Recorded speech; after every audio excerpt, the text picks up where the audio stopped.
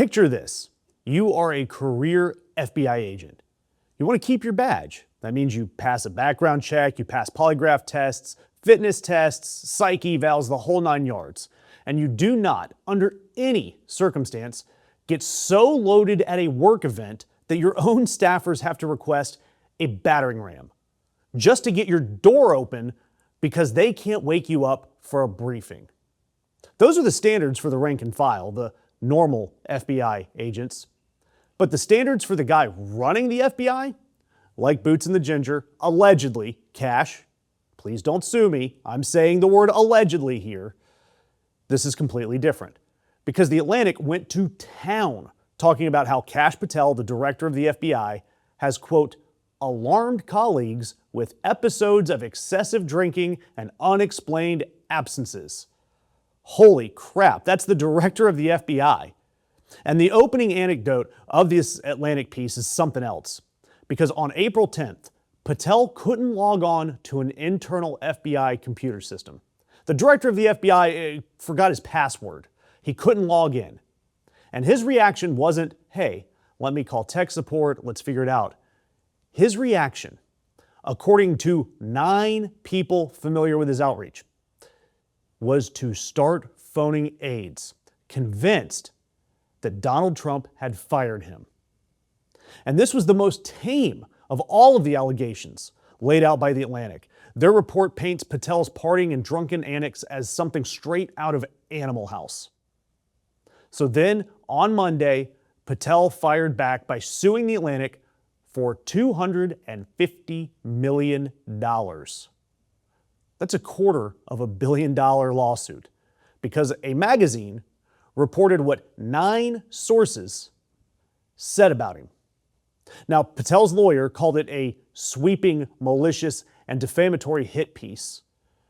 The Atlantic responded with just 7 words, and great words. We stand by our reporting. End quote. That was it. And let me be clear about what these lawsuits are. And I say these because this is not Patel's first defamation suit over the same type of reporting. There was another one against MSNBC analyst Frank Figliuzzi. It did not survive motions to dismiss. That came out this week. It was tossed. The judge threw it out because it was meritless, gone.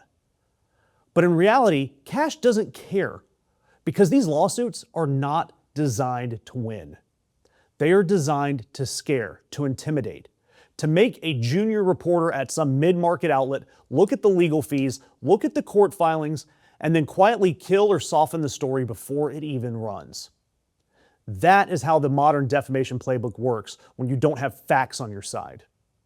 You throw a $250 million hissy fit, and you hope that the editorial board at your local NBC affiliate decides that the story just isn't worth it. Meanwhile, there's a group that is doing some great work, Democracy Forward, the Good Government Group. They filed a FOIA request this week asking the Justice Department and the FBI for records on Patel's conduct. And this is outside of the normal discovery that will come with a lawsuit. But they cite in these FOIA requests the alarming reports about conduct and leadership. And they want to know if anything has been internally documented. And so, you know what? They can beat their drums and stand next to toxic waste all they want, but that doesn't make it toxic waste. And Maria, I'm happy to announce on your show that we are not going to take this laying down. You want to attack my character? Come at me. Bring it on. I'll see you in court. And if the fake news mafia wants to, ring their drum beat as loud as they can, they're never going to stop me from completing the mission that President Trump asked me to do. So Patel is trying to clean all of this up. And he goes with the tough guy bit, goes on Fox Business with Maria Bartiromo. And he did that tough guy bit saying, I'm happy to announce on your show that we're not going to take this laying down. You want to attack my character? Come at me. Bring it on. So tough, so cinematic, almost like a action figure.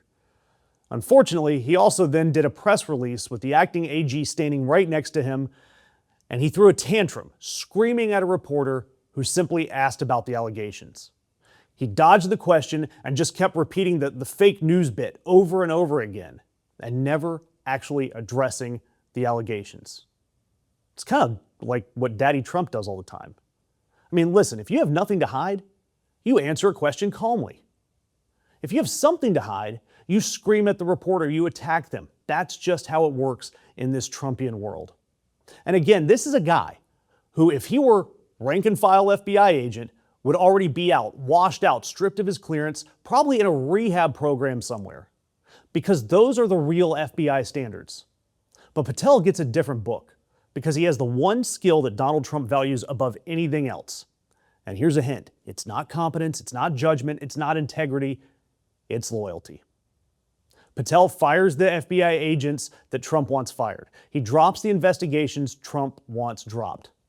And in exchange, he gets to yell at reporters and sue his way through inconvenient journalism while partying on your taxpayer dime. But here's my prediction, and this you can see a mile away. The second Patel stops being useful to Donald Trump, the moment he becomes more of a political liability, Trump will throw him out the nearest window. Just ask Kristi Noem, ask Pam Bondi. Loyalty is a one-way street with Trump. And the drinking stories, they're piling up in a way that is going to make Kash Patel completely radioactive. Just give it another news cycle. And by the way, this isn't exclusive to Kash Patel. This is something happening across the national security landscape. The Department of Homeland Security, the Deputy Assistant Secretary for Counterterrorism, until this week, was a 29-year-old named Julia Vivaro. And according to reports, she was just outed for maintaining a profile on the website seeking.com. And she used the name Alessa. And for those not familiar, seeking.com is a website where younger, attractive people find older, wealthier people to fund their lifestyle in exchange for mutually beneficial experiences. And this Alicia's profile reportedly said that she works for a government agency and she offered seductive sophistication and was drawn to a masculine man who was attentive, protective, and quietly playful. The problem is that the profile used Vivaro's actual Instagram photo. So easy to link her to her seeking.com profile.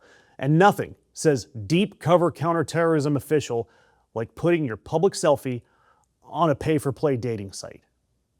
And the profile was outed by her ex-boyfriend, a divorce executive identified only as Robert B., who filed an inspector general complaint with the DHS after he refused to keep paying her. He dropped $40,000 on trips to Aruba and Italy and cut her off. He also alleged that she was using Xanax and marijuana recreationally. And look, what people do in their private lives, that's their business. I don't judge. But when you are the Deputy Counterterrorism Secretary, someone with a top-tier security clearance, advertising yourself on a sugar baby site, that is a blackmail target by any stretch of the imagination. Any competent foreign intelligence service could flip that profile before lunch. And that's the key here. Brian Noem, Kash Patel, Vivaro, the director of the FBI allegedly blacking out at work events, the Deputy Counterterrorism Secretary allegedly running a Seeking account with her own IG selfie out there, and Kristi Noem's husband reportedly paying adult workers tens of thousands of dollars for a cross-dressing bimbo fetish. Look, Trump doesn't pick the best and brightest. We know that. But he picks the most compromisable. Because if you're compromisable, you do what you're told. And by the way, if you want more of this type of commentary, the naming of names, the URLs down in the description, hit subscribe. Because the algorithm, it actively throttles this type of content. And the only way to keep independent outlets like us alive is when you click one little button, whether it's subscribe, notify, like, whatever it is. So do it, please. I'll wait. You do it yet? Cool, thanks. We appreciate it.